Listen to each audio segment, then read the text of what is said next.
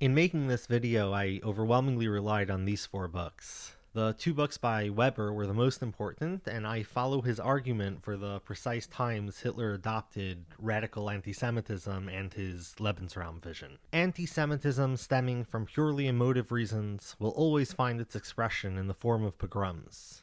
But anti-Semitism based on reason must lead to the systematic, legal combating and removal of the rights of the Jew, which he alone of the foreigners living among us possesses, legislation to make them aliens. Its final aim, however, must be the uncompromising removal of the Jews altogether. Both are possible only under a government of national strength, never under a government of national impotence. While Hitler did not start off with this method, eventually, to resolve the Jewish problem, Hitler's regime set out to exterminate Jewish people through mass murder. Another major goal of Hitler's was his mission to expand German territory and provide ample living space, or Lebensraum, for the purest of the Aryan peoples. To Hitler, the long-term stability and success of Germany depended on it. Hitler's actions to realize his vision, especially his major goals of Lebensraum and Jew elimination, were incredibly drastic and cruel. For this video, I'll consider his life and what we can say about Hitler in these 2 topics until he consolidates into someone who sees Jews as a major problem and enemy, and the East as future fodder for German guns and cows. As a child and teen, Hitler was definitely exposed to pan-German and anti-Semitic ideas, and he, to at least some extent, manifested an arrogant personality. It may be that when explaining why he hated Jews, the first step is to recognize that he hated a lot, and Jews came to fill a large part of that space for him, largely due to ideas he encountered after World War I. Hitler also housed a sense of grandiosity, which coupled with a recurring sense of inferiority. Hitler's anti-Semitic vision and his tangible realizations of his sense of self-importance likely didn't really coalesce until at least his post-World War I years. After a less than ideologically pure start after the war, soon enough Hitler both came into his own as a political leader, and anti-Semitism became very important to him. As for notions around care for Germany and Germans consolidating into a vision of gaining Lebensraum, that seems to have only clarified for Hitler in his writing of Mein Kampf. There is no question that growing up, Hitler would have been exposed to ideas about pan-Germanism and anti-Semitism. Ideas about a unified German state in which all Germans lived, which would include Hitler's native Austria, were in the ear of the Linz of his late childhood and early teenage years. Calls for Germanizing the Austro-Hungarian Empire were expressly contained in the Linz Manifesto, published 7 years before Hitler's birth. In Mein Kampf, Hitler also makes mention of a teacher of his, Dr. Leopold Putsch, who imparted the heroism of Germany's past to his students. Also in Mein Kampf, Hitler claims that the phenomena of the Jew wasn't much of a thing for him growing up, and that he suspects his cosmopolitan father would have frowned upon focusing, quote, on this term as cultural backwardness, unquote.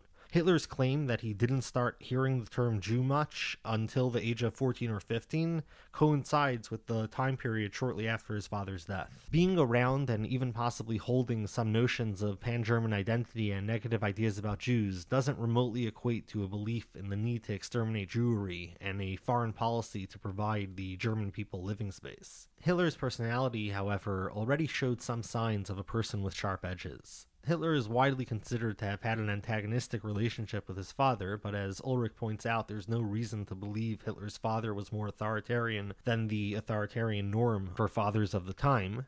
If Hitler indeed held a special antagonism toward his father, then it's possible this speaks to something more in him. Intriguingly, one of the issues that got between father and son speaks to Hitler's sense of entitlement, namely Alois's disapproval of Hitler's desire to be an artist. Alois was of a practical mind, while the Hitler with a bohemian tilt was emerging. A boy who looked down at his father for his civil service and believed himself deserving of a more lackadaisical lifestyle. Indeed, after Alois's death in 1903, despite Adolf's promises to his mother that he'd contribute, Adolf preferred to wake up late and spend his time walking about and following up on his own interests. Another window into Hitler's sense of self and relation to others comes through his friendship with August Kubitschek. The friendship Kubitschek describes is clearly a one-sided one where Hitler dominates and Kubitschek is glad to serve the subsidiary role. Hitler's emotional volatility also comes across in this relationship. While Hitler would later attribute his transition to proper anti-Semite to his years in Vienna, historians reject this claim as Hitler's propaganda. Hitler moved to Vienna with Kubitschek in 1908, having lost his doting mother, who likely represents the deepest emotional and the most emotionally satiating relationship Hitler ever had, to breast cancer on December 21st of 1907. This left him without any parents. Hitler had already failed his art exam in October 1907, but he tried again and was more definitively rejected this time. Hitler now moved out of the apartment he'd been rooming in with Kubitschek, and his next years were fairly difficult, transitioning to a new boarding house until he was broke, then moving into a homeless shelter and then a cheap men's dormitory. At the time Hitler initially moved out, Kubitschek had been out of town, and Hitler left Kubitschek in the dark about his move. Some read that as a sign of not caring about his closest friend, but it seems likely to speak to Hitler's sense of inferiority and shame, traits, along with overcompensation in the face of them, would recur throughout his life when in the presence of his cultural superiors. It seems likely that Hitler's shame at being definitively rejected from art school and the shattering of his dream that represented contributed to Hitler's breaking of contact with Kubitschek. Before moving to Vienna, and then in Vienna, there's no compelling evidence that Hitler already hated Jews in any way resembling how he later came to see them, and some soft evidence to the contrary. He seems to have appreciated the Jewish producer Gustav Mahler's work, and in fact he interacted with and had relationships with Jews that most historians agree show no evidence of Hitler harboring any serious hatred towards them. Perhaps most notable is Hitler's earlier interactions when his mother was dying with his family doctor, a Jewish Dr. Bloch. Hitler never had a bad thing to say about the doctor, and as anti-Jewish actions were picking up, he first ordered that Bloch be put under Gestapo protection and then allowed his emigration to America. In Vienna, one of the two men who sold his art pieces for him and then divided the profits was a Jew, Joseph Neumann, whom we've no evidence of hostility towards at the time. In fact, Hitler seems to have come to prefer him to the other man who sold his pieces, Reinhold Hanisch. Hitler's political passions, however, were manifest during this time period. He would occasionally burst into screeds of his nationalistic politics, particularly when triggered by someone saying something he strongly disagreed with. What's most notable about these are the way in which Hitler wasn't having a conversation. Like when he ranted at Kubitschek, Hitler was energetically declaring how things were, not negotiating what things were. Throughout his life, Hitler would often talk to individuals in the mannerisms as if he were standing before a crowd. Hitler and the Nazis later pointed to World War I as a time when many German soldiers developed the beliefs that led to the growth and success of the Nazis. But when we take a closer look at Hitler and those around him during World War I, and at Hitler in the immediate aftermath, a far more complicated story emerges. Far from being anything resembling a unified group of right-wing ethno-nationalists, Hitler's comrades in arms in the List Regiment were politically diverse, and they remained so throughout and after the war. While Hitler would later make much about how his experience during World War I demonstrated that German Jews shirked their duty to their country, the reality he found in his regiment contradicts this narrative. And again, there's no contemporary evidence to support the idea that Hitler got this impression from his experience with his regiment. One particularly noxious example of Hitler's rewriting of history surrounds Lieutenant Gutmann. Gutmann served his country well and approved Hitler's Iron Cross of the First Order, but the Nazis had Gutmann's role in Hitler's Iron Cross scrubbed, and Hitler confabulated accusations against his character and actions. Hitler doesn't seem to have expressed such ideas during the war, however. And in regards to shirking responsibility, the regiment Hitler served in had an amount of Jews representative of their amount in the larger population, if not more than that. Hitler's accusations of Jews shirking their duties and of people like Gutmann being contemptible seemed to be retrospective impositions that made the legend of Hitler a lot neater than truth allowed. We also see Hitler holding some German pride or pan-German vision, but we don't see his vision of conquering Lebensraum as a way to ensure Germany's survival and flourishing. Hitler's arrogance is also toned down during this time period. He served as a dispatch runner, a courier behind the front lines. He did his duty well and showed significant bravery, perhaps tinged by a certain lightness about life in performing his role, but he was in a fairly lowly position with no signs of him stirring up any trouble, and his role as dispatch runner was generally not very dangerous. His Iron Cross may speak to bravery, but it also may speak some to being well positioned to receive one, as ironically, soldiers away from the front and more in contact with the leadership could more easily weasel their way into the award. Hitler barely appears in the regimental history of his regiment, and many of the frontline soldiers during World War I related to people like Hitler serving in the relatively safe position of dispatch runner as rear area pigs. Hitler's letters during the war don't have any expressions of hatred of his Jewish comrades in arms or of Jews more generally, and while he does have a German pride, such as when he's thought to have reproved fellow soldiers for having sex with French women, or when he sullenly disapproved of fraternizing with the enemy on Christmas, he doesn't express any ideas indicating his later vision of gaining Lebensraum. While Hitler would have you think he had come into his later form by the end of World War I, his actual actions after World War I seem to show the exact opposite. According to Hitler, November 9th, 1918, the day Imperial Germany fell, was the most important date. But in actuality, Hitler spent his time during the post-war period enlisted under governments of his later ideological enemies, including a short-lived Soviet republic. One can insist that Hitler secretly harbored his later radical right-wing vision, but clear evidence for that is lacking. And given the cover-up of this time period in Mein Kampf by Hitler clearly didn't want to talk about whatever went on during this time. And it's difficult to imagine that he could succeed in the post-war context in the way he did without at least manifesting himself as holding moderate left-wing beliefs. The people of the German Empire hadn't quite come to terms with the fact that they lost the war. But the peace terms offered on May 7th, 1919, signed on June 28, and ratified July 9, made it all too clear. With the Versailles Treaty being agreed to, the reality of Germany's loss was no longer deniable. This crushing realization and its implications for the limits of what Germany could do for its people proved a significant radicalizing force. Ceding territory, reparations, and disarming was the price Germany had to pay.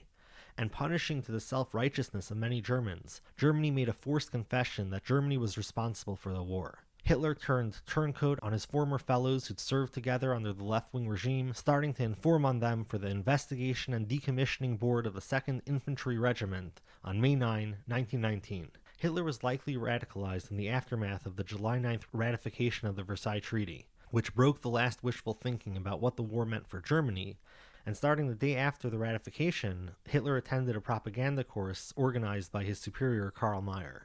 Hitler would never forget those that he blamed for what he saw as Germany's unnecessary defeat and capitulation, the November criminals and those who stabbed Germany in the back at home.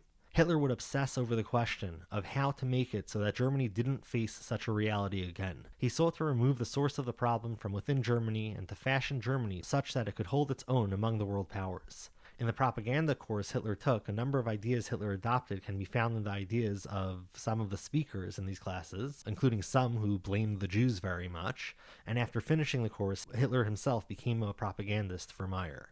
This political opportunity is most likely where Hitler began to truly come into his own. It's in the summer of 1919, presumably in no small part thanks to the propaganda classes and his congealing worldview over who was to blame for Germany's defeat, that Hitler's anti-Semitism escalated. It's during his time with Mayr that we finally see Hitler expressing deeply anti-Semitic beliefs, the first clear instance of which is the Gemlich letter. Hitler would soon join the feudal German Workers' Party, later the National Socialist Party, and become their lead speaker and regular recounter of anti-Semitic screeds. But already in this letter we see a fleshed out and serious anti-Semitism. He wrote the letter on behalf of Mayr in response to a man named Gemlich who'd reached out asking about the position of the National Socialists on the Jewish question. In the letter, Hitler argued for a rational, government-imposed approach to end Jewish influence. Intriguingly, Hitler's anti-Semitism was different from what was common in Munich at the time, in that he didn't frame his hatred of Jews through blaming them for Bolshevism, but rather for finance capitalism. Whether Hitler's understanding of Jewishness at this time was a racial vision is unclear, despite his seemingly clear statement that it is. It's possible, as was common at the time, for his notion of Jewishness to include various things and values defined as Jewish, rather than that the Jewish biological nature was irredeemably corrupt and the body politic required their removal. Fascinatingly, Hitler's racialist framing seems to have consolidated between the writing of the first and second books of Mein Kampf. In the first book, he makes a historical argument for why Jews are nasty folk, but in the second, he lays out a racial typological worldview. This racial vision included considerations of the Slavic people, who Hitler had at that point only recently turned against intensely. Before Mein Kampf, Hitler hadn't looked east with hostility. Sure, Germany couldn't align with the Jewish Bolsheviks, but Russia itself wasn't supposed to be a problem. To the contrary, Russia was supposed to be Germany's great ally. It seems that Lenin dying and the Soviet Union not falling in the aftermath proved pivotal in changing Hitler's stance. In Mein Kampf, Hitler introduces the term coined by Karl Haushofer, Lebensraum. Hitler argues that, in order to strengthen itself, Germany should conquer land to the east and settle it with German settlers.